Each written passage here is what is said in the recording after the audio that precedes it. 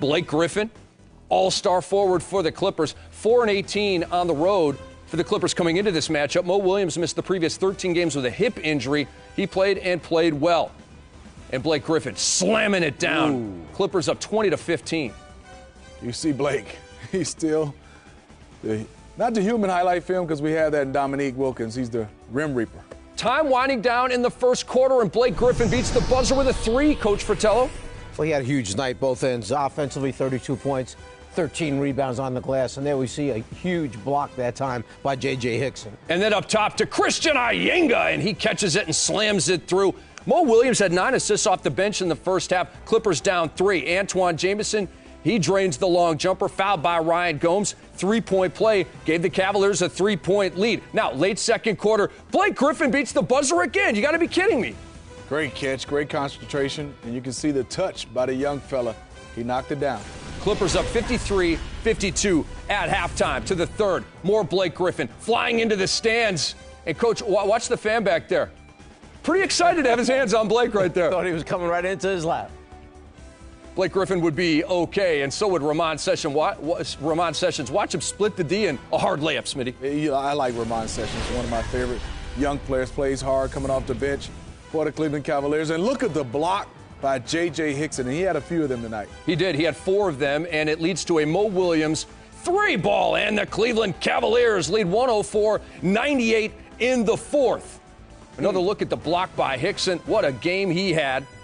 And we continue on with the highlights. Mo Williams, bad shot. Baron Davis is going to get it to Blake Griffin. Coach, he doesn't miss dunks. No, he's out in front of the pack, and you're not going to catch him or block him when he's that far ahead of you. About a minute remaining. Baron Davis hits the jumper, ties it at 108, and he's all pumped up at the cue. Now, Eric Bledsoe hit a couple of free throws. Clippers up 2. Mo Williams for the tie. It is good. He rings it home with 6.3 to go, tied at 110. Chance for the win for Baron Davis. You can see a pick and roll. You look at it, and Coach, me and you both thought he should have went a little bit earlier. Got a layup, but no. He thought he had a layup, and here comes J.J. Hickson with another huge block. J.J. Hickson tied his season high with those 4 blocks. Tied at 110, we go to overtime. And then it's Mo Williams to Antoine Jamison. He flips it up and in. Cleveland had a 6-point lead in overtime, but, Coach, back come the Clippers. Randy Foye hits a big 3 right here. It never was going to get away. You thought it was over and done, but the sudden push, and there he is in transition, stepping right into the 3-point shot. A huge shot to bring it back to 120, 119. And then Antoine Jamison with a huge shot. It is good for 3, taking a 1-point lead to a 4-point lead with 22 seconds left. A little indecision on the defensive end of the floor for the Clippers.